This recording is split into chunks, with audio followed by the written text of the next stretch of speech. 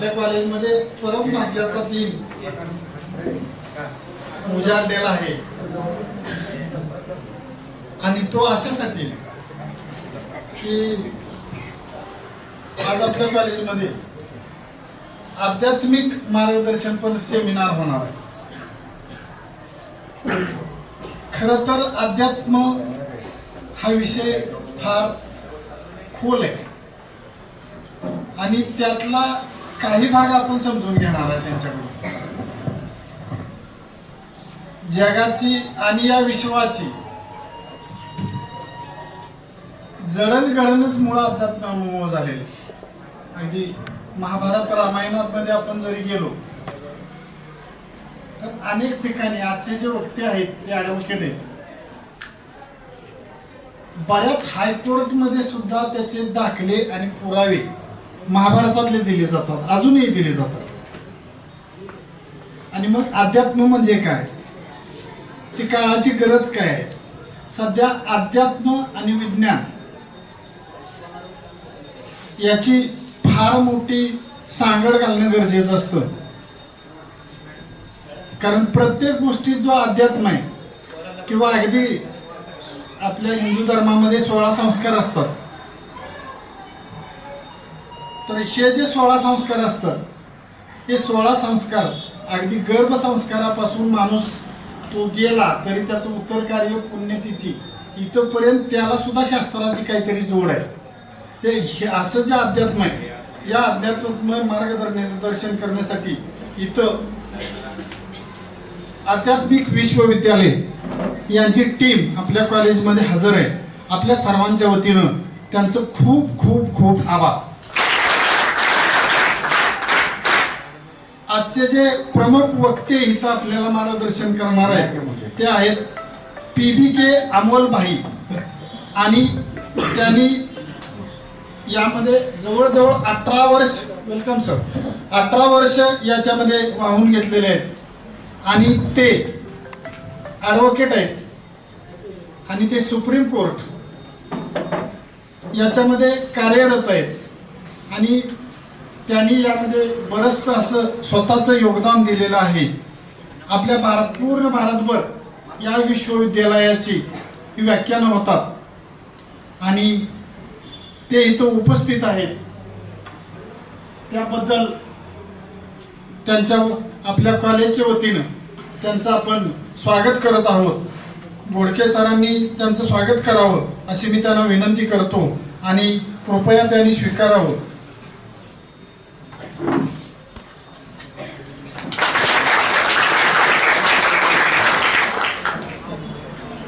मी बाकी त्यांचा जो स्टाफ आहे त्यामध्ये जास्त वेळ न घालवता त्यांचं पुनश्च एकदा स्वागत करतो आणि पुढील कार्यक्रम त्यांनी अटेंड करावा अशी आपल्या सर्वांच्या वतीनं विनंती करतो.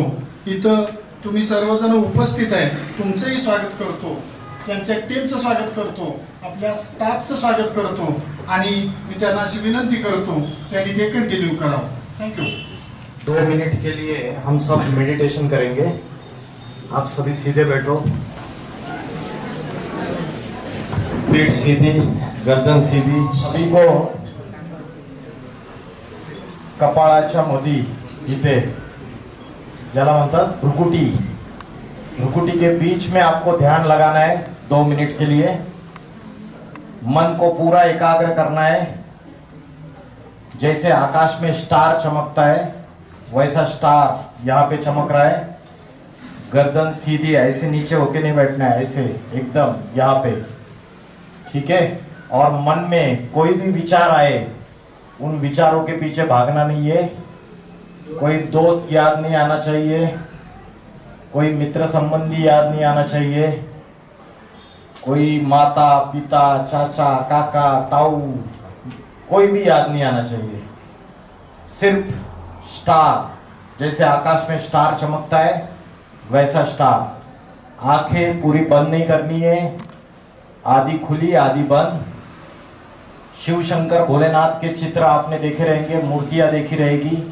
वो जो ध्यान युक्त अवस्था में बैठे हुए हैं उसमें उनकी आंखें पूरी बंद नहीं होती है. तो उसी तरीके से बैठना है। 2 मिनट एक सॉन्ग लगाए जाएंगे।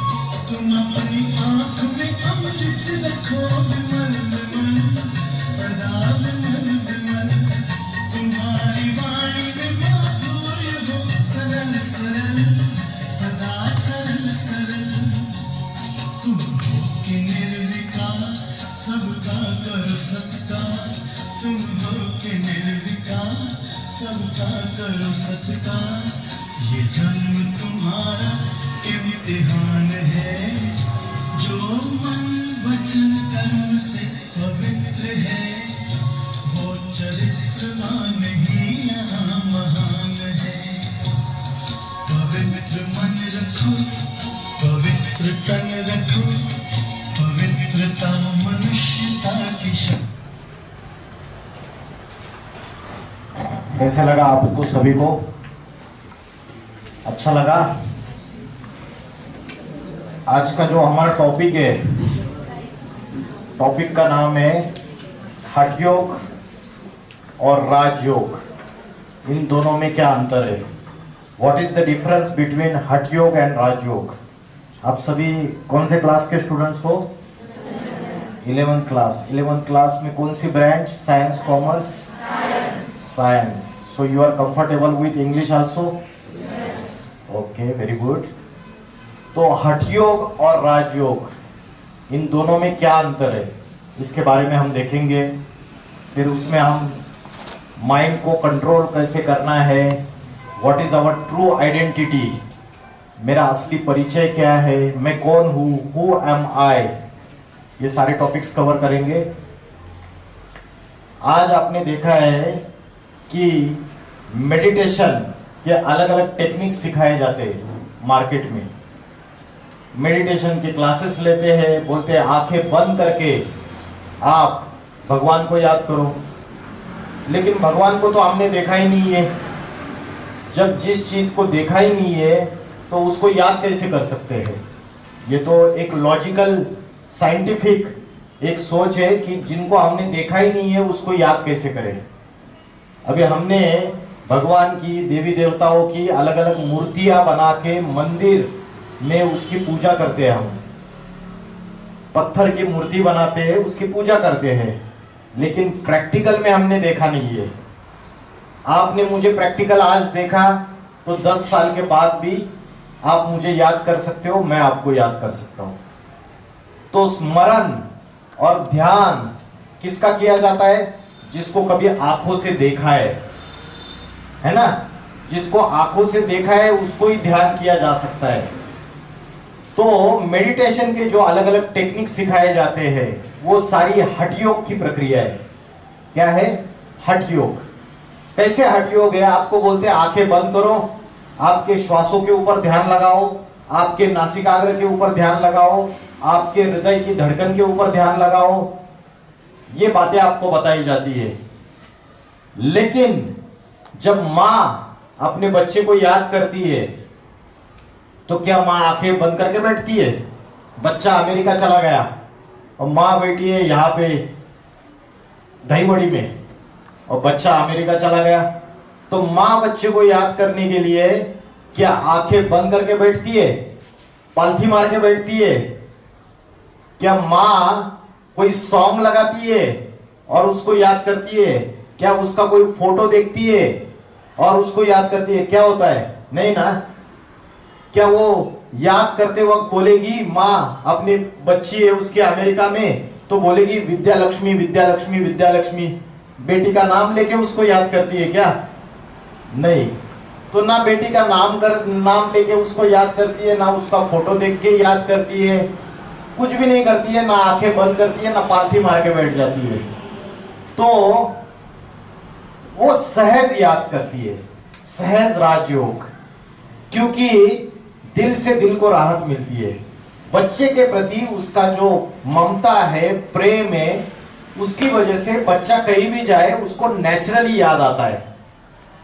ये मोबाइल की रेंज जो है ना, ये फीकी पड़ जाती है, वीडियो कॉलिंग लगती नहीं है, और माँ बच्चे को यहां बैठ के याद करती है और बच्चे को टचिंग हो जाती है, उसको उसकी हिचकी आ जाती है, बोलते हैं कि माँ ने मुझे याद किया, है ना? होता है ना ऐसा? आपको भी होता रहेगा कभी कभी। किसी को याद करते हैं आप और उसी का फोन आ जाता है, आप उसको ही याद कर रहे हो और उसका ही फोन आ जाता है। ये जो वाइब्रेशन की पावर है, वाइब्रेशंस क्या होते हैं? ये तरंगे हैं। हमारे मन के अंदर जो संकल्प चलते हैं, जो थॉट्स चलते हैं, जो विचार चलते हैं, उन विचारों से वाइब्रेशन तैयार हो जाता है, वायुमंडल तैयार हो जाता है, एटमॉस्फेयर तैयार हो जाता है। आपके फ्रेंड के, रिश्तेदार की, किसी की क्या हो गई? मौत हो गई, प्राण त्याग दिए, और दोस्त बोला राहुल को कि भैया चल जाते हैं वहां, जरा मेरे साथ चल। चला गया राहुल उसके साथ। अभी राहुल ना उस रिश्तेदार को जानता है जो व्यक्ति मर गया है, ना किसी को जानता है। अभी वहां गया तो वहां सारे जोर जोर से रो रहे। तो जो वाइब्रेशन फैले हुए हैं वो दुख के वाइब्रेशन फैले हुए हैं, और उस दुख के वाइब्रेशन में राहुल गया। जो व्यक्ति मरा है उससे कोई संबंध नहीं है उसका, और वो रोने लगा। ये वाइब्रेशन का कमाल है, ये वायुमंडल का कमाल है। तो हम जिस तरीके से वाइब्रेशन फेंकते हैं, जिस तरीके से अपनी स्थिति रखते हैं, वैसे वाइब्रेशन तैयार हो जाते हैं और वो वातावरण में फैल जाते हैं, और उसका असर दूसरों के ऊपर भी होता है। अच्छे विचार, अच्छे वाइब्रेशन से दूसरों का भी कल्याण हो जाता है। हम अगर खुश है, हमारा चेहरा बहुत खुशनुमा है, तो हमारे आमने सामने नजदीक आने वाले वो बोलते हैं आज क्या मिला है तुझे सवेरे सवेरे, आज क्या हुआ है? तो वो दूसरों को भी, कोई डिप्रेशन में है, कोई टेंशन में है, उसको भी खुशी आ जाती है। तो मेडिटेशन के जो टेक्निक सिखाए जाते हैं, आज भगवान को याद करने के नाम पे जो भी प्रक्रिया की जाती है वो हठ योग की प्रक्रिया है। आप गणेशोत्सव मनाते महाराष्ट्र में धूमधाम से। क्या होता है गणेशोत्सव में? नाच गाने, अलग अलग प्रकार के गाने, डीजे सॉन्ग्स प्ले करो और नाचो, धिंगाना करो, यही होता है ना। भगवान के प्रति, परमात्मा के प्रति, देवी देवताओं के प्रति हमारा जो कनेक्शन है, हमारा जो संबंध है, उनसे जो हमें शक्तियां लेनी है, उनसे हमें जो अच्छे गुण लेने हैं, दैवी गुण जिसको बोलते हैं डिवाइन क्वालिटीज, डिवाइन वर्च्यूज, तो उसके लिए नाच गाने करने की जरूरत है क्या? उससे क्या हम उनके अंदर की जो पावर है वो अपने पास ले पाते हैं? उल्टा और ही अपनी एनर्जी को कम कर देते हैं। तो आज भगवान को याद करने के नाम पे हठ योग की प्रक्रिया फॉलो हो रही है। माँ बच्चे को सहज याद करती है और बच्चे को टचिंग हो जाता है। ये राजयोग की शक्ति है, ये मन के संकल्पों की शक्ति है, ये मन की कंट्रोलिंग पावर है, ये वाइब्रेशन की पावर है। लेकिन आज हम भूल गए, आज साइंस के साधन आ गए। अभी 10-15 साल में ये मोबाइल आ गए, इंटरनेट टेक्नोलॉजी आ गई, रोबोटिक्स टेक्नोलॉजी आ गई, आर्टिफिशियल इंटेलिजेंस आ गया। ये साइंस के साधनों से हमारी मन और बुद्धि एकाग्र हो रही है या भटक रही है? बताइए, भटक रही है। मन में सवेरे से लेकर रात तक पॉजिटिव सकारात्मक थॉट्स आते हैं या निगेटिव थॉट्स ज्यादा आते हैं? निगेटिव ज्यादा आते हैं।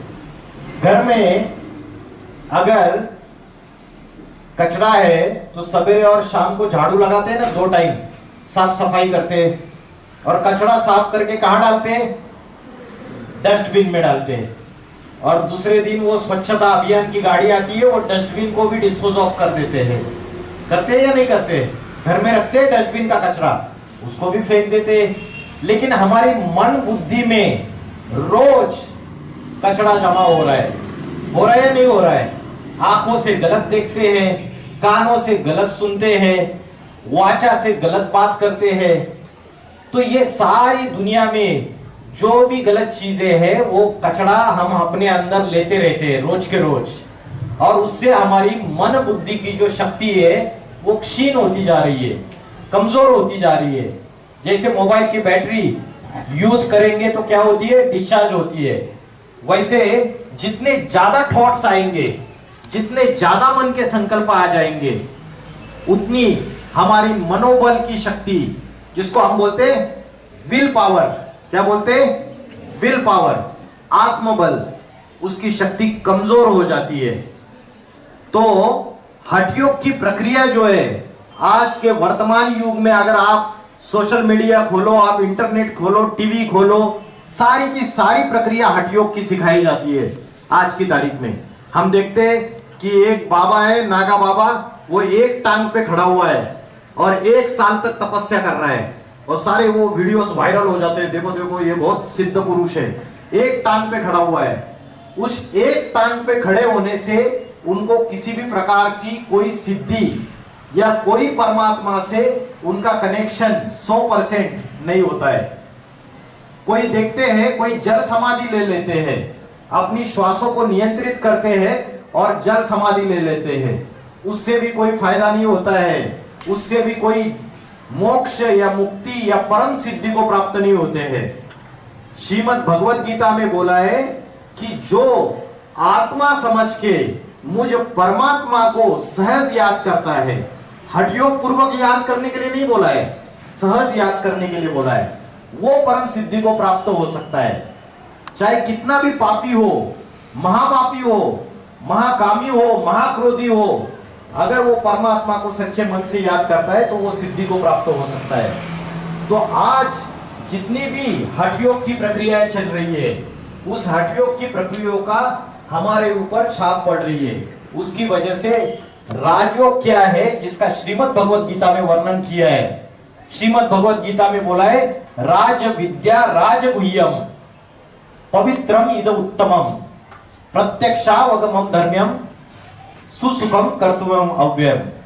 ये राज विद्या है, ये ऐसी राजा बनने की विद्या है जिसको साक्षात ईश्वर के द्वारा सिखाया जाता है, और ये गुह्य राज है।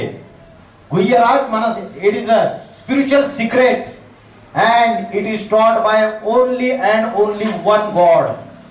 कोई संत महात्मा, कोई धर्मात्मा ये राजयोग का सही ज्ञान दे नहीं सकता। सभी ने हमको हठयोग की प्रक्रिया सिखाई, हठयोग करना सिखा दिया। आज मेडिटेशन के नाम पे हम योगासन और प्राणायाम को ही भारत का प्राचीन राजयोग समझ बैठे, जबकि योगासन और प्राणायाम ये भारत का प्राचीन राजयोग नहीं है। श्रीमद् भगवद गीता में जिस राजयोग का उल्लेख है वो राजयोग अलग बात है और योगासन और प्राणायाम अलग बात है। तो योगासन और प्राणायाम ये सिर्फ शरीर को स्वस्थ रखने के लिए, ये देह को स्वस्थ रखने के लिए। तो प्राणायाम में, योगासन में, योगा में हम क्या करते हैं, अपनी श्वासों को नियंत्रित कर लेते हैं, अपना श्वास प्रक्रिया को नियंत्रित कर लेते हैं। तो उससे हमें अध्यात्म की प्राप्ति नहीं होती है। धर्म और अध्यात्म ये दोनों चीजें अलग अलग है। आज महाराष्ट्र में, पंढरपुर में, पूरे महाराष्ट्र भर वारकरी संप्रदाय जितना है वो विट्ठल विट्ठल करते हुए पंढरपुर जाते हैं, पैदल चले जाते हैं वारकरी संप्रदाय, और पैदल जाके वहां जाके दर्शन लेते हैं। ठीक है, तो क्या उनको साक्षात ईश्वर के दर्शन होते हैं? और वो जो भी वारी करते हैं, हाँ वो भक्ति है, लेकिन भक्ति का फल जो होता है वो ज्ञान है, वो सहज राजयोग की शिक्षा है। आप जो तपस्या करते हो, जो शरीर को तपाते हो, जो मेहनत करते हो, उससे आपका मन एकाग्र होके आपको संपूर्ण अध्यात्म की प्राप्ति होगी, इसकी कोई गारंटी नहीं है। आज ऐसी चीजें करने वाले, तप करने वाले भी मुख से गाली बकते हैं, शराब पीते हैं, सारे उल्टे काम करते हैं। तो उनका आचरण अगर नहीं सुधर रहा है और आप वारी कर रहे हो पंडरी के जाके, तो उससे फायदा है क्या? तो वो हठयोग की प्रक्रिया है। आप अपने घर में बैठे हुए सच्चे मन से अपनी आत्मा का ध्यान करते हुए परमात्मा से कनेक्शन जोड़ सकते हो।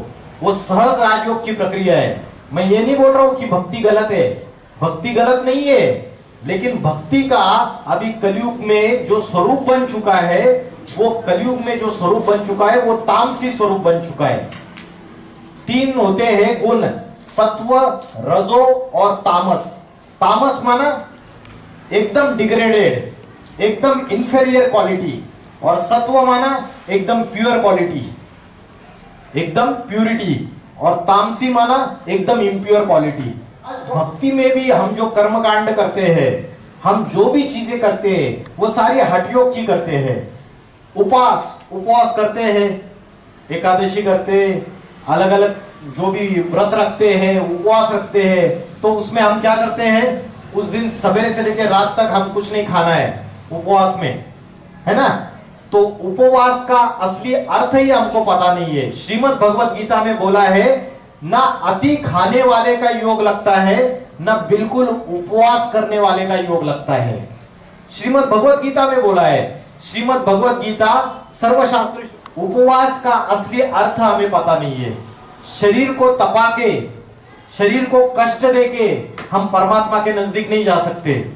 आपने दिन भर खाना नहीं खाया तो बार बार बुद्धि पेट की तरफ जाएगी, परमात्मा की तरफ नहीं जाएगी, इंद्रियों की तरफ जाएगी। शरीर की जो 5 ज्ञानेंद्रिय और 5 दस इंद्रिय है, 5 कर्मेंद्रिय है, ऐसी 10 इंद्रिय है, तो आपकी बुद्धि का झुकाव वहां जाएगा, परमात्मा के ऊपर नहीं जाएगा। तो उपवास का अर्थ है, उप माना उपराम, उप का अर्थ है उपराम, और वास करना माना नजदीक रहना। तो सबसे उपराम कौन है? उपराम माना सबसे ऊपर वाला। कौन है? कौन है सबसे ऊपर वाला? हम बोलते हैं ना, डॉक्टर बोलता है अरे मैंने मेरा काम कर लिया है, सब कुछ, ऊपर वाला अगर चाहेगा तो पेशेंट ठीक हो जाएगा। कौन है ऊपर वाला? परमात्मा, ईश्वर, शिव, जिसको गॉड बोलो, अल्लाह बोलो, सुप्रीम सोल बोलो, सुप्रीम पावर बोलो। तो वो परमात्मा जो है उससे योग लगाना वो उपवास है। उसके नजदीक रहना। किससे नजदीक रहना? शरीर से नहीं, मन बुद्धि से नजदीक रहना, वो असली उपवास है। लेकिन आज क्या हो गया, हमें इन सारी चीजों का ज्ञान नहीं होने की वजह से हम हठयोग की प्रक्रिया को अपनाते हैं। श्रीमद् भगवद गीता में बोला है, नात्यश न तस्तु योगस्तु न चैकांत मनस्नत। ना अति खाने वाले का योग लगता है, ना बिल्कुल न खाने वाले का, उपवास करने वाले का योग लगता है। योग लगेगा ही नहीं उसका परमात्मा के साथ। योग का अर्थ है आत्मा का परमात्मा से संबंध, connection, union, the union of the soul with the supreme soul, the union of the soul with the god, वो योग है। तो गीता में बोला है अति जागने वाले का और बिल्कुल सोने वाले का भी योग नहीं लगता है। अगर कोई बहुत जागरण कर रहा है, पूरा सो ही नहीं रहा है, तो उसका योग नहीं लगेगा।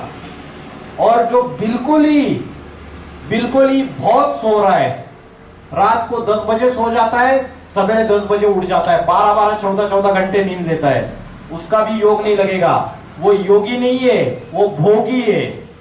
क्या है? भोगी है।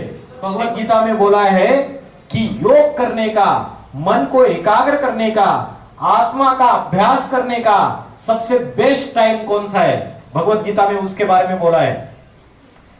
सबसे बेस्ट टाइम कौन सा है मन को एकाग्र करने का? दिन में, पूरे सवेरे से लेकर रात तक। हाँ? 4 बजे। इन्होंने जवाब दिया 4 बजे। और किसी का जवाब है? उस समय को बोलते हैं ब्रह्म मुहूर्त। क्या बोलते हैं? ब्रह्म मुहूर्त का समय। सवेरे 2 बजे से लेके 4:45 बजे तक का जो समय है वो ब्रह्म मुहूर्त का समय है, जिसके लिए साइंस भी बोलता है कि ब्रह्म मुहूर्त के समय कॉस्मिक एनर्जी सबसे ज्यादा रहती है। उस समय अगर प्रातः समय जल्दी उठकर अगर आप अपनी आत्मा का ध्यान करते हो और ईश्वर के साथ अपना कनेक्शन जोड़ते हो, तो आप देखेंगे कि आपको बहुत ट्रिमेंडस एनर्जी फील होगी, शरीर का भार हट जाएगा, हल्कापन आएगा। आज हम आर्टिफिशियल हैप्पीनेस ढूंढते हैं, पार्टियां करते हैं, अरे इसका बर्थडे चलो आज पार्टी करते हैं, आर्टिफिशियल हैप्पीनेस। कोई त्योहार आ गया, साल में सारे दिन मुंह लटका हुआ रहता है, डिप्रेशन में रहते हैं, मन में खुशी नहीं रहती है। कोई त्योहार आ गया तो आर्टिफिशियल खुशी मनाते हैं। साल के 365 दिन हमारे पास नेचुरल खुशी नहीं रहती है। उसका कारण ये है कि आत्मा का अभ्यास करने के लिए सवेरे से लेकर रात तक मन को एकाग्र करने के लिए हम कोई भी समय नहीं देते हैं। सवेरे 4 बजे उठ जाओ ब्रह्म मुहूर्त के समय, और ब्रह्म मुहूर्त के समय उठकर अपने मन को एकाग्र करो। कोई भी याद नहीं आना चाहिए उस समय, न काका याद आना चाहिए, न मामा याद आना चाहिए, न कोई सहेली याद आनी चाहिए, न कोई मित्र याद आना चाहिए, माता पिता टीचर बंधु कोई याद नहीं आना चाहिए। सिर्फ एक ही संकल्प करना है कि मैं आत्मा स्टार हूं। क्या संकल्प करना है आपको? क्या थॉट लेना है? मैं आत्मा स्टार हूं। और मन को भ्रुकुटी के बीच में यहां एकाग्र करना है। क्यों यहां एकाग्र करना है? क्योंकि जो आत्मा है वो भ्रुकुटी के बीच में यहां रहती है। कोई बोलेगा कि आत्मा यहां रहती है, इसका क्या प्रूफ प्रमाण है? किसी को पता है क्या प्रूफ प्रमाण है यहां आत्मा रहती है? भारत की जो कन्या माता है यहां पे बिंदी लगाती है, और जो पुरुष लोग है यहां पे टीका लगाते हैं। तो ये परंपरा जो है ये द्वापर युग से शुरुआत हो गई। भारत के ऋषि मुनियों को जब ये बात पता चली कि मनुष्य भोगी बनता जा रहा है, क्या बनता जा रहा है? भोगी। अपने इंद्रियों में, अपने शरीर में उसकी बुद्धि लगी हुई है और आत्मा को भूलता जा रहा है। तो आत्मा यहां रहती है, इसका ध्यान रहे, इसलिए ये टिकली लगाने की और तिलक लगाने की परंपरा शुरुआत हो गई। लेकिन आज हम उसका आध्यात्मिक जो गहरा अर्थ है वो भूल गए। सही बात है ना? तो श्रीमद् भगवत गीता में बोला है भ्रोर मध्य प्राण आवेश सम्यक, भ्रुकुटी के मध्य में प्राण शक्ति स्थित है। आत्मा क्या है? आत्मा है प्राण शक्ति, आत्मा है एनर्जी। शरीर और आत्मा ये दोनों अलग अलग है या एक ही चीज है? अलग अलग है या एक है? बोलो। है? अभी कोई व्यक्ति कुर्सी पे बैठा हुआ है, समझो रामराव श्यामराव कुर्सी पे बैठे हुए आराम से, और अचानक उनको हार्ट अटैक आ जाता है। और थोड़ी देर के बाद कोई आके देखता है, अरे रामराव चले गए, चले गए, क्या चला गया? शरीर तो उधर ही है, आंख कान नाक वैसे ही बैठे हैं कुर्सी पे जैसे रिलैक्स होके बैठे थे। ना मुख से वाचा चल रही है, ना आंखों से देख रहे, ना कानों से सुन रहे, कोई इंद्रिया काम नहीं कर रही है, आंखें बटन हो गई, आंखों से कोई रोशनी नहीं निकल रही है। तो आपने बोला रामराव चले गए, तो रामराव का अस्तित्व किससे है? आत्मा से है ना? आत्मा चली जाती है तो शरीर कुछ काम का नहीं है, शरीर जड़वत है, शरीर मृतवत है, इसलिए जला दिया जाता है या गाड़ दिया जाता है जमीन में। हम रोते रहते हैं, लेकिन आत्मा एक सेकंड में दूसरे मां के गर्भ में जाके प्रवेश कर लेती है। तो आत्मा अजर अमर अविनाशी है, श्रीमद् भगवद गीता में बोला है। और शरीर जो है वो विनाशी है, और हमारा मोह का लगा हुआ है, शरीर के ऊपर लगा हुआ है या आत्मा के ऊपर लगा हुआ है? शरीर के ऊपर लगा हुआ है। अच्छा खाना है, टेस्टी टेस्टी वड़ा पाव, गरम गरम भजी, टेस्टी टेस्टी खाना है, अच्छे अच्छे कपड़े पहनने हैं, फैशनेबल। लड़की है तो ब्यूटी पार्लर में जाना है क्योंकि सुंदर शरीर को रखना है। लड़के हैं तो जिम में जाएंगे, बॉडी बिल्डिंग अच्छी चाहिए भाई, आजकल पर्सनैलिटी चाहिए। तो हमारा पूरा कंसंट्रेशन सवेरे से लेकर रात तक इस शरीर को, शरीर की इंद्रियों की जो तृप्ति है, उनकी जो इच्छाएं, उसको पूर्ति करने के लिए लगी हुई है। हमारा पूरा चिंतन वो देह का चिंतन है, आत्मा का चिंतन हम कर नहीं रहे, क्योंकि हमें पता ही नहीं है आत्मा शरीर में कहां रहती है। तो क्या चिंतन करेंगे हम? आज आपको पता चला कि आत्मा कहां रहती है, बताइए जोर से। भ्रुकुटी के बीच में, यहां पे कपाल के बीच में यहां आत्मा रहती है। भ्रोर मध्य प्राणमावेश सम्यका, भ्रुकुटी के मध्य में ये प्राण शक्ति स्थित है, यह आत्मा का स्थान है। इसलिए इंदिरा गांधी को उनके सिक्योरिटी गार्ड्स ने 40-50 गोलियां मारी, पेट में, छाती में, इधर उधर, आधा 1 घंटा तड़पते रहे, फिर एम्स हॉस्पिटल दिल्ली में लेके गए। उसके बाद उन्होंने प्राण त्याग दिए। एक ही गोली, एक ही पिस्तौल से, वो एक ही गोली अगर इधर मार देते या इधर मार देते तो क्या होता? 1 सेकंड में खेल खलास हो जाता। क्यों? क्योंकि आत्मा का ये निवास स्थान है। तो ना मुख से वाचा चल रही है, ना आंखों से देख रहे, ना कानों से सुन रहे, कोई इंद्रिया काम नहीं कर रही है, आंखें बटन हो गई, आंखों से कोई रोशनी नहीं निकल रही है। तो आपने बोला रामराव चले गए, तो रामराव का अस्तित्व किससे है? आत्मा से है ना? आत्मा चली जाती है तो शरीर कुछ काम का नहीं है, शरीर जड़वत है, शरीर मृतवत है, इसलिए जला दिया जाता है या गाड़ दिया जाता है जमीन में। हम रोते रहते हैं, लेकिन आत्मा एक सेकंड में दूसरे मां के गर्भ में जाके प्रवेश कर लेती है। तो आत्मा अजर अमर अविनाशी है, श्रीमद् भगवद गीता में बोला है। और शरीर जो है वो विनाशी है, और हमारा मोह का लगा हुआ है। शरीर के ऊपर लगा हुआ है या आत्मा के ऊपर लगा हुआ है? शरीर के ऊपर लगा हुआ है। अच्छा खाना है, टेस्टी टेस्टी वड़ा पाव, गरम गरम भजी, टेस्टी टेस्टी खाना है, अच्छे अच्छे कपड़े पहनने, फैशनेबल। लड़की है तो ब्यूटी पार्लर में जाना है क्योंकि सुंदर शरीर को रखना है। लड़के हैं तो जिम में जाएंगे, बॉडी बिल्डिंग अच्छी चाहिए भाई, आजकल पर्सनैलिटी चाहिए। तो हमारा पूरा कंसंट्रेशन सवेरे से लेकर रात तक इस शरीर को, शरीर की इंद्रियों की जो तृप्ति है, उनकी जो इच्छाएं, उसको पूर्ति करने के लिए लगी हुई है। हमारा पूरा चिंतन वो देह का चिंतन है, आत्मा का चिंतन हम कर नहीं रहे, क्योंकि हमें पता ही नहीं है आत्मा शरीर में कहां रहती है। तो क्या चिंतन करेंगे हम? आज आपको पता चला कि आत्मा कहां रहती है, बताइए जोर से। भ्रुकुटी के बीच में, यहां पे कपाल के बीच में यहां आत्मा रहती है। भ्रोर मध्य प्राणमावेश सम्यका, भ्रुकुटी के मध्य में ये प्राण शक्ति स्थित है, ये आत्मा का स्थान है। इसलिए इंदिरा गांधी को उनके सिक्योरिटी गार्ड्स ने 40-50 गोलियां मारी, पेट में, छाती में, इधर उधर, आधा 1 घंटा तड़पते रहे, फिर एम्स हॉस्पिटल दिल्ली में लेके गए। उसके बाद उन्होंने प्राण त्याग दिए। एक ही गोली, एक ही पिस्तौल से, वो एक ही गोली अगर इधर मार देते या इधर मार देते तो क्या होता? 1 सेकंड में खेल खलास हो जाता। क्यों? क्योंकि आत्मा का ये निवास स्थान है। जो राजयोग की प्रक्रिया है, जिसका गीता में वर्णन है, वो राजयोग की प्रक्रिया ये है कि अपनी आत्मा को ध्यान करो, सबको भूल जाओ, आत्मा को ध्यान करो।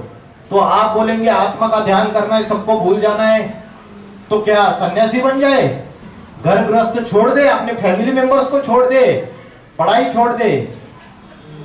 आत्मा का ध्यान करने के लिए आपको कुछ छोड़ने की जरूरत नहीं है। सन्यासी के वस्त्र पहनने की जरूरत नहीं है, कहीं जंगल में जाके बैठने की जरूरत नहीं है। जंगल में जहां शांति ही शांति है, वहां शांति धारण करना या शांति अपने अंदर समा लेना, ये कोई बड़ी बात नहीं है। इस दुनिया में रहते हुए समझो आपका घर है और घर के पीछे, आपके तुरंत घर के पीछे वो रेलवे का ट्रैक जा रहा है और सवेरे से लेकर रात तक वो ट्रेन जोरदार आवाज करते हुए जाती रहती है। आपको पढ़ाई भी करनी है, घर में आपको दूसरे काम भी करने हैं, और आपकी मन की स्थिति अगर शांत रहेगी तो उस कोलाहल का, उस आक्रोश का, उस ट्रेन की आवाज का, उसका सारा असर आपके ऊपर नहीं होगा। तो शांति धारण करने के लिए जंगल में जाने की जरूरत नहीं है, सन्यास के वस्त्र पहनने की जरूरत नहीं है। इसी दुनिया में रहते हुए, अपने घर में रहते हुए आप शांति धारण कर सकते हो। मुझे बताइए, शिव शंकर भोलेनाथ जिनके चित्र, जिनकी मूर्तियां दिखाई दी, उनको हमेशा ध्यान मग्न अवस्था में दिखाया हुआ है, हमेशा योग युक्त अवस्था में दिखाया हुआ है। क्या वो सन्यासी है या गृहस्थी है? कौन है? अरे बताओ, गृहस्थी है ना? माता पार्वती, कार्तिकेय, गणेश तो गृहस्थी है ना? गृहस्थी होने के बावजूद बैरागी है। जैसे कमल पुष्प होता है, कमल का पुष्प कीचड़ में रहता है, लेकिन कीचड़ की एक भी बूंद उसको स्पर्श नहीं करती है। वैसे ही इस पापी, इस नरक की दुनिया में रहते हुए, क्यों नरक की दुनिया बोल रहा हूं? क्योंकि कलयुग के अंदर, सभी के अंदर कली राक्षस का प्रवेश है। कली राक्षस, और ये जो कली राक्षस है, इसका प्रवेश है, उसकी वजह से हम 5 विकारों से ग्रस्त है, त्रस्त है। ये 5 विकार कौन से हैं? ये 5 चोर कौन से जो हमारे अंदर आ चुके हैं, छोटे बच्चे से लेकर बूढ़े तक, जिससे छोटे बच्चे से लेकर बूढ़े तक किसी का भी मन एकाग्र नहीं है। कौन से हैं ये 5 विकार? बताइए। षड रिपु, आप लोग बोलते हैं मराठी में षड रिपु, कौन से?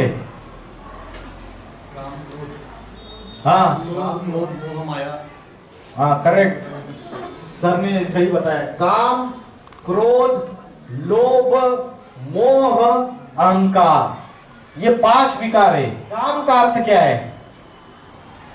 काम का अर्थ क्या है बताइए? काम का अर्थ है कामना।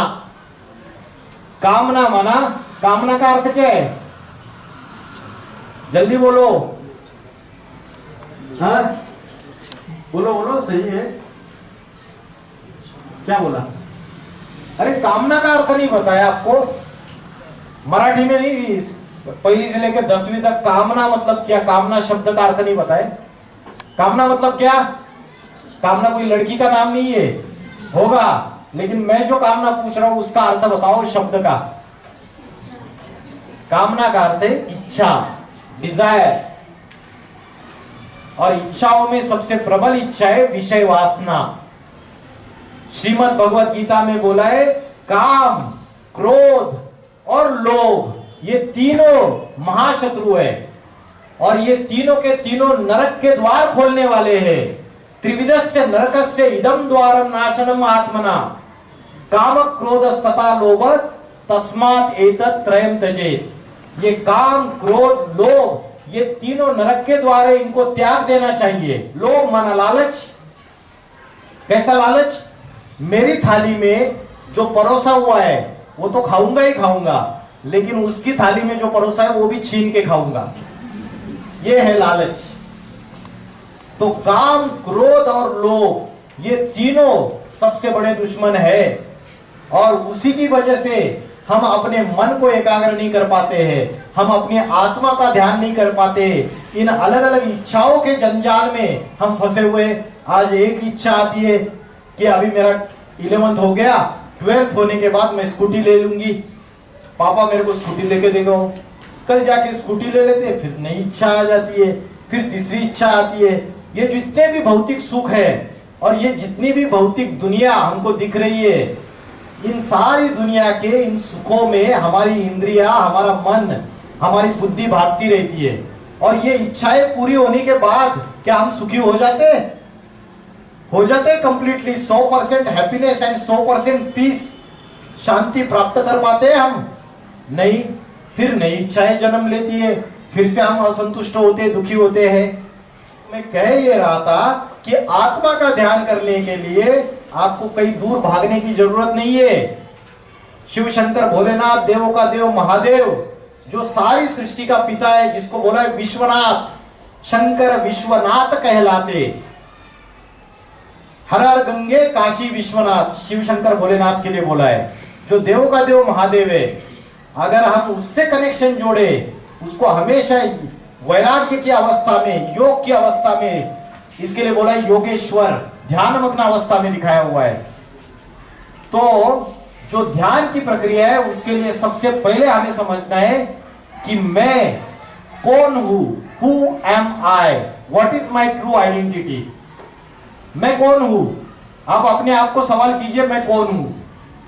और मैं जब प्रश्न पूछूंगा आप कौन है, तो इन्होंने जवाब दिया मैं गणेश हूं, इन्होंने जवाब दिया मैं रूपा हूं, और उन्होंने जवाब दिया मैं मुस्लिम हूं, इन्होंने जवाब दिया मैं हिंदू, उन्होंने बोला मैं इंजीनियर हूं, उन्होंने बोला मैं डॉक्टर हूं, उन्होंने बोला मैं लड़की हूं, इन्होंने बोला लड़का हूं, कोई बोला मैं मराठी हूं, कोई बोला मैं बंगाली हूं। तो एक ही क्वेश्चन के अलग अलग आंसर दे दिए। तो हमारी असली आइडेंटिटी क्या है, जो शाश्वत है, जो परमानेंट है? क्योंकि ये जो इंजीनियर, डॉक्टर, ये जो हम चीजें बता रहे, हमारी क्वालिफिकेशन के आधार से, हमारे धर्म के आधार से, हमारी जाति के आधार से, हमारे लिंग के आधार से हम अपनी आइडेंटिटी बता रहे। लेकिन क्या ये आइडेंटिटी शाश्वत आइडेंटिटी है, परमानेंट आइडेंटिटी है हमारी? हाँ या ना? अरे बोलिए ना मुख से। नहीं। तो हमारी शाश्वत आइडेंटिटी क्या है? Who am I? साइंस भी इस पहेली का हल नहीं ढूंढ पाया। साइंस ने इतने इन्वेंशन किए, इतनी टेक्नोलॉजी डेवलप हो गई, फिर भी साइंस के पास भी जवाब नहीं है हु एम आई। क्या जवाब है इसका? मैं कौन हूं? बताइए। जन्म जब लिया तब राहुल नाम जन्म से नहीं था क्या? नहीं था ना। हमारी असली आइडेंटिटी वो है जो जन्म से पहले भी थी और मृत्यु होने के बाद भी रहेगी। क्या है वो आइडेंटिटी? क्या है? पता नहीं। इतनी देर से तो बोल रहा हूं मैं। आत्मा, I am a soul, I am the energy. What is the law of conservation of energy? बोलो जल्दी। अरे फास्ट बोलो साइंस के स्टूडेंट्स। हैं? सुनाई नहीं दे रहा है मेरे को? क्या है? हाँ, कोई उठ के बताओ फास्ट, टाइम नहीं है आपके पास। बताओ कौन बता रहा है? क्या है? ऊर्जा अक्षयतेचा नियम, law of conservation of energy. Energy can neither be created nor be destroyed. Only one form of energy can be transformed into another form. तो आत्मा एक एनर्जी है। श्रीमद् भगवत गीता में बोला है आत्मा अजन्मा है, अनादि है। आत्मा कोई क्रिएट नहीं की जाती, ना आत्मा डिस्ट्रॉय की जाती है। It is imperishable, it is immortable. Immortal. इसलिए श्रीमद् भगवत गीता में बोला है, नैनन छिंदंती शस्त्राणी नैनन दहति पावक न चक्लेदन त्यापो न शोषयति मारुता। जिसको शस्त्र काट नहीं सकते, जिसको अग्नि जला नहीं सकता, जिसको वायु सुखा नहीं सकता, जिसको जल भिगो नहीं सकता, वो आत्मा है, वो हमारी असली आइडेंटिटी है। इसके लिए बोला कि जातस्य ही ध्रुव मृत्यु जन्मस्य, कि जिसका जन्म होता है उसकी मृत्यु निश्चित है, जिसका मृत्यु होता है उसका जन्म भी निश्चित है, क्योंकि आत्मा कभी मरती नहीं है, अजर अमर अविनाशी है, शरीर मरता है। तो आत्मा हमारी असली आइडेंटिटी है। जैसे हम कपड़े बदलते हैं, आज ये शर्ट पहन लिया, कल दूसरा शर्ट पहन लूंगा, वैसे आत्मा शरीर रूपी वस्त्र बदलता है। समझ में आ रहा है? श्रीमद् भगवत गीता कितने लोगों ने पढ़ी है? श्रीमद् भगवत गीता कितने लोगों ने पढ़ी है? हिंदुओं का धर्म शास्त्र है, धर्म ग्रंथ है, आदि ग्रंथ है। और सभी धर्म वाले के मौलवी, फिलोसोफर्स जितने भी है, उन्होंने एक्सेप्ट किया है कि श्रीमद् भगवत गीता एक स्पिरिचुअल बुक है, ये कोई रिलीजियस बुक नहीं है। असली अध्यात्म जीवन जीने की कला, व्यक्तिगत समस्याओं का हल, सामाजिक समस्याओं का हल और राजनीतिक समस्याओं का हल इस किताब में है। क्यों? क्योंकि स्वयं भगवान वाचे, स्वयं परमात्मा ने आके ये ज्ञान का गीत गाया है, जिसको बोला है गीता। ज्ञान का गीत गाया है स्वयं परमात्मा ने, ईश्वर ने आके। तो ईश्वर कब आता है इस सृष्टि पे? क्योंकि मैंने आपको बोला, आत्मा का जो परमात्मा से योग है वही राजयोग है। जैसे माँ अपने बच्चे को याद करती है, वैसे ईश्वर को हम कैसे याद कर सकते हैं? ईश्वर को याद करने के लिए ईश्वर को इस सृष्टि पे क्या अवतार लेना पड़ेगा, अवतरित होना पड़ेगा। श्रीमद् भगवत गीता में बोला है, यदा यदा ही धर्मस्य ग्लानिर्भवति भारत। जब धर्म की ग्लानि होती है, अधर्म का बोलबाला होता है, तब मैं इस सृष्टि पे अवतरित होता हूं। तो अभी मुझे बताइए, क्या धर्म की ग्लानि नहीं हुई है? क्या कुछ बाकी है अभी? हुई या नहीं हुई? आप जो समाज को देख रहे हो, आप जो इंटरनेट से, टीवी में, न्यूज चैनल में दुनिया को देख रहे हो, तो आपको क्या लग रहा है, धर्म की ग्लानि हुई है नहीं हुई है?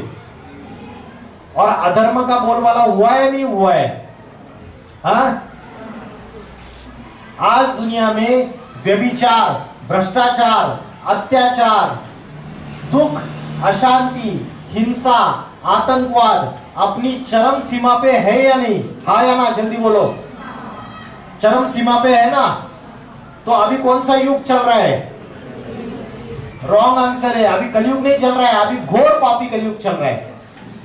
देश देश आपस में लड़ रहे हैं, समाज आपस में लड़ रहे हैं, जातियां आपस में लड़ रही है, धर्म आपस में लड़ रहे हैं, राज्य आपस में लड़ रहे हैं। तमिलनाडु और कर्नाटक का झगड़ा है कि कावेरी नदी से पानी तू प्यायचं का मी प्यायचं, पानी को भी बांट दिया। पाकिस्तान बोलता है मेरे ऊपर जो एयर स्पेस है उसमें भारत का एरोप्लेन नहीं जाएगा, आपका जेट मेरे एयर स्पेस से ट्रैवल नहीं करेगा। अरे ये जो प्रकृति है ये परमात्मा की रचना है, इस प्रकृति को भी आप बांट दे रहे हो, नेचर को, कि हवा को भी बांट दिया, पानी को भी बांट दिया। तो मनुष्य इस सृष्टि में पापों की, भ्रष्टाचार की, व्यभिचार की, अत्याचार की, सभी चीजों की आती कर रहा है। तो अभी का जो समय है वर्तमान का, ये कलयुग का अंतिम समय है। जब कलयुग का अंतिम समय होता है, जब दुनिया में ये सारी चीजों की आती हो जाती है, तो जो इस दुनिया का जो मालिक है, इस घर का जो मालिक है, वो जो ऊपर वाला है, उसको नीचे आना चाहिए या नहीं आना चाहिए? घर में बच्चे दुखी है, घर में बच्चे रो रहे, अशांत है, डिस्टर्ब है, घर की मकान की छत में से पानी टपक रहा है बारिश में, दीवारों में क्रैक आ रहे, मिट्टी निकल रही है, तो घर का मालिक जो है वो क्या करेगा? उस समय क्या करना चाहिए घर के मालिक को? बताइए। मकान को क्या करेगा? अरे एकदम कॉमन सेंस है, बताइए। हैं? क्या करेगा? मकान टूटा फूटा होता जा रहा है, क्या करोगे? रिपेयरिंग करोगे।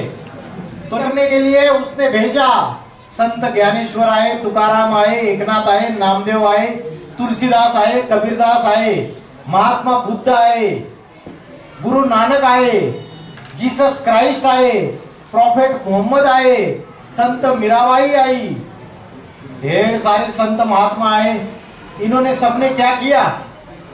क्या किया? रिपेयरिंग की। क्या किया?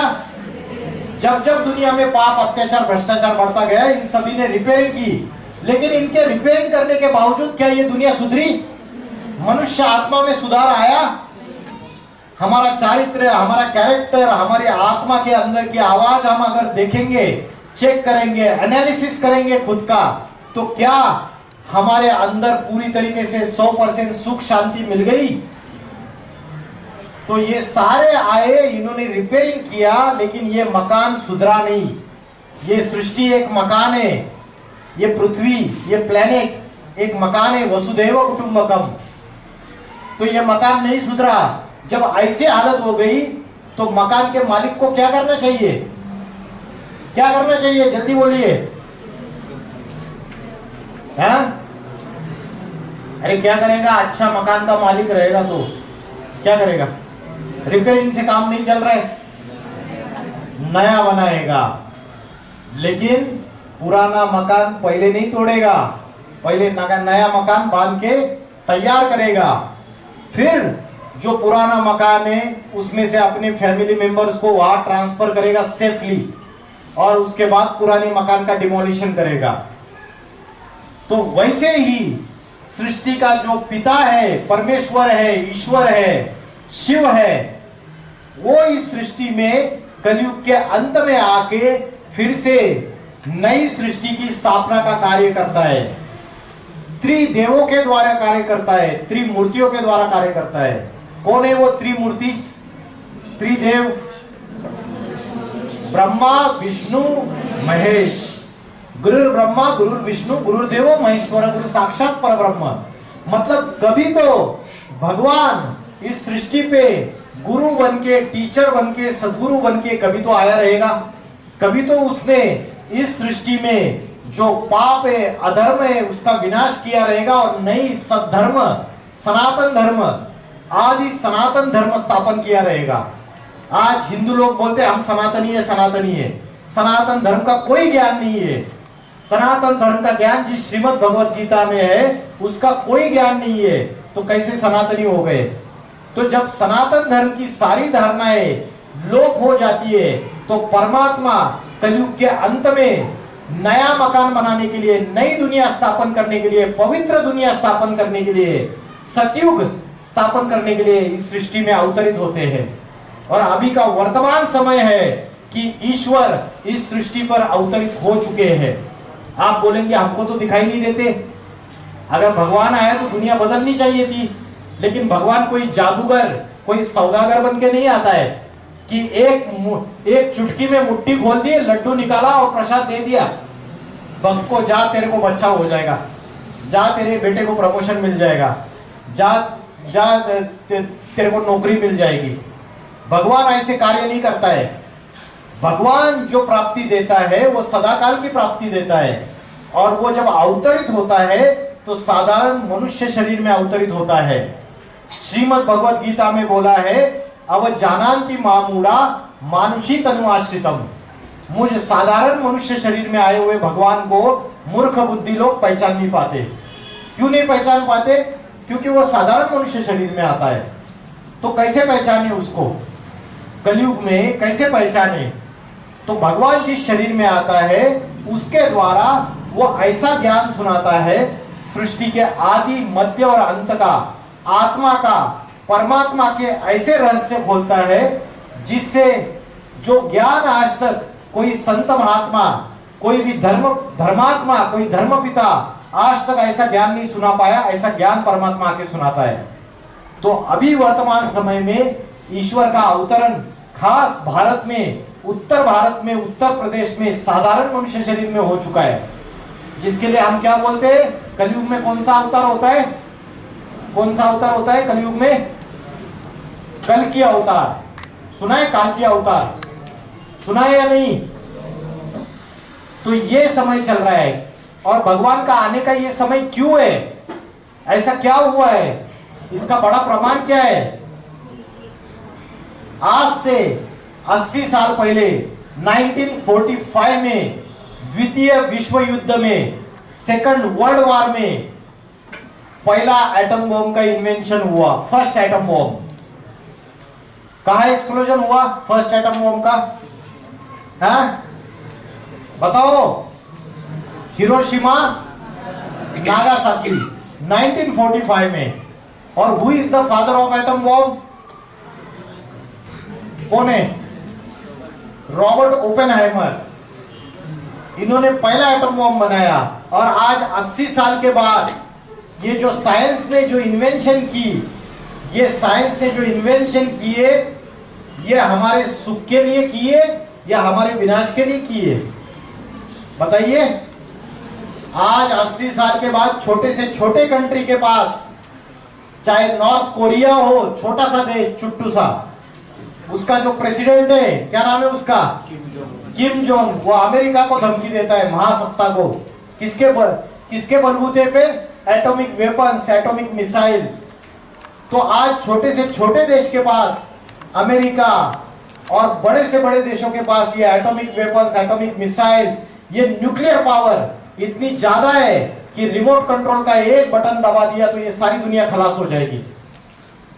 तो आज मनुष्य जिस पेड़ की डाली पे बैठा हुआ है, उसी डाली को काट रहा है, तो खुद भी नीचे गिरेगा या नहीं गिरेगा? गिरेगा।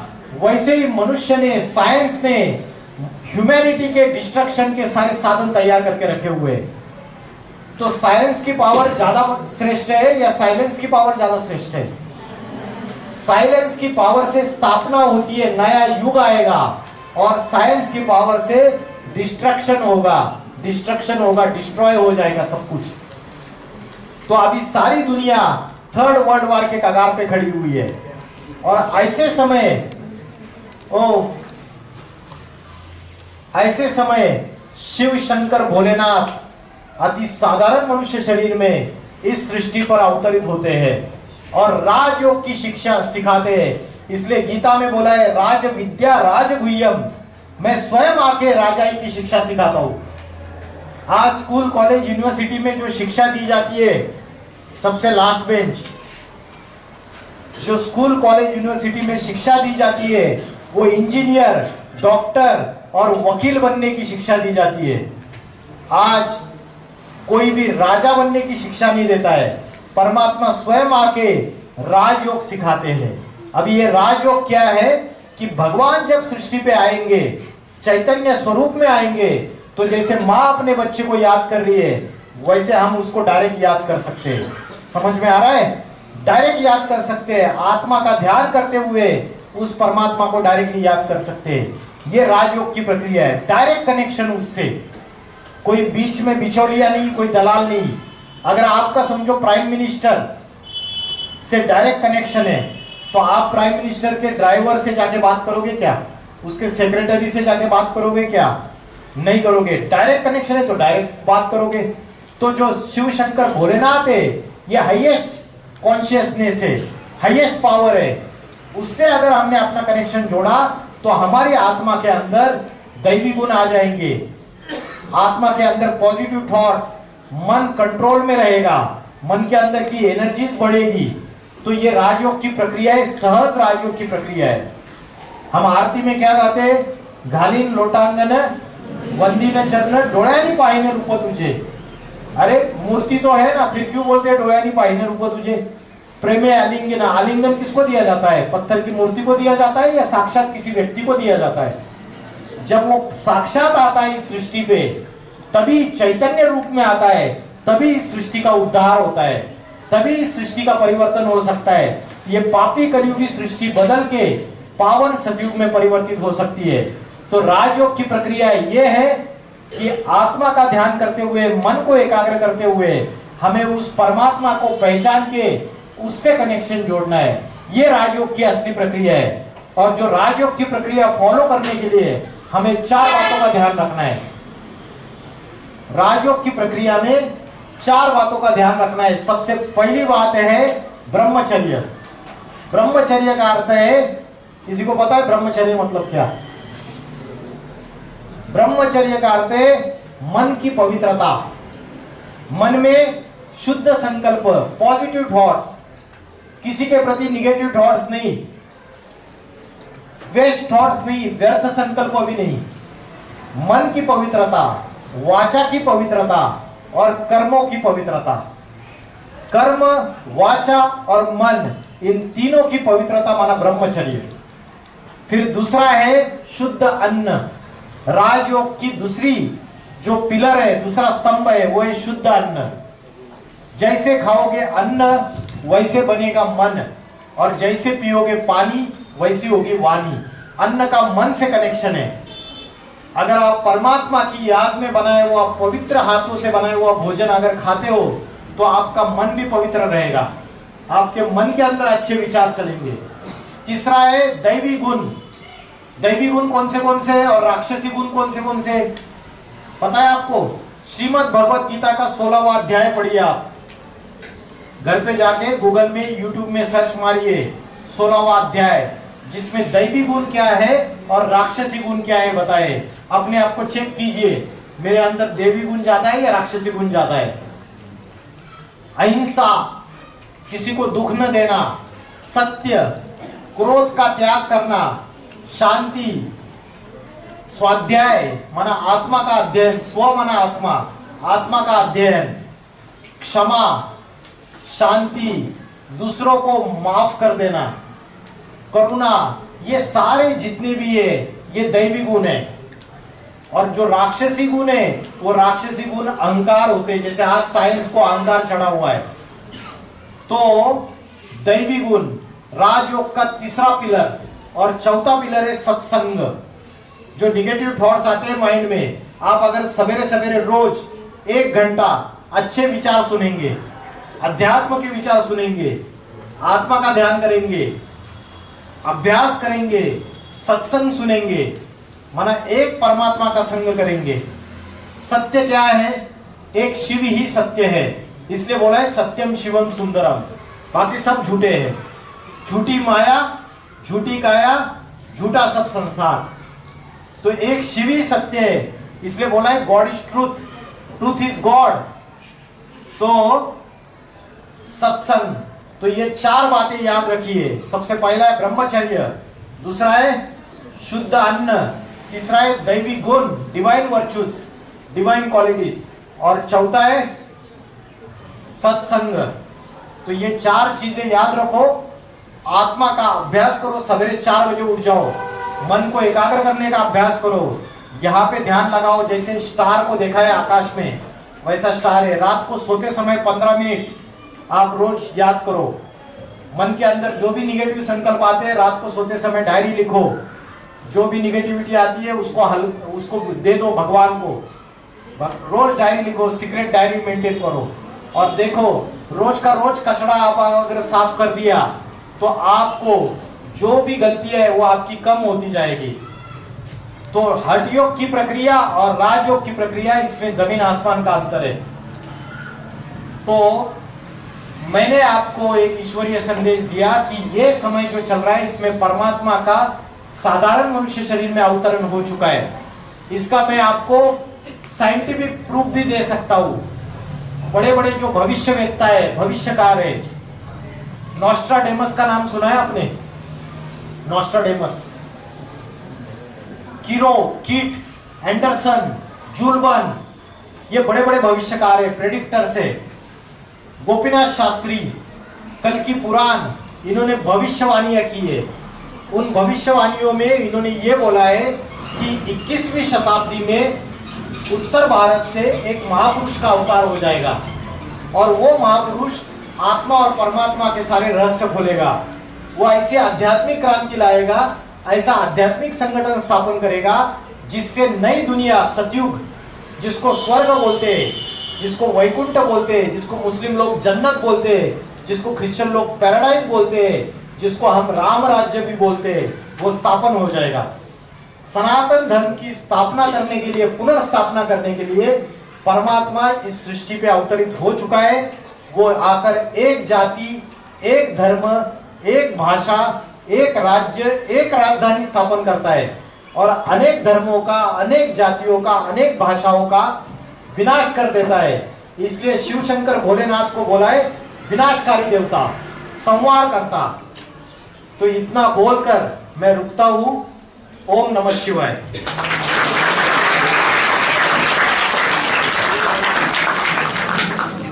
किसी को कोई प्रश्न है तो पूछ सकते हैं।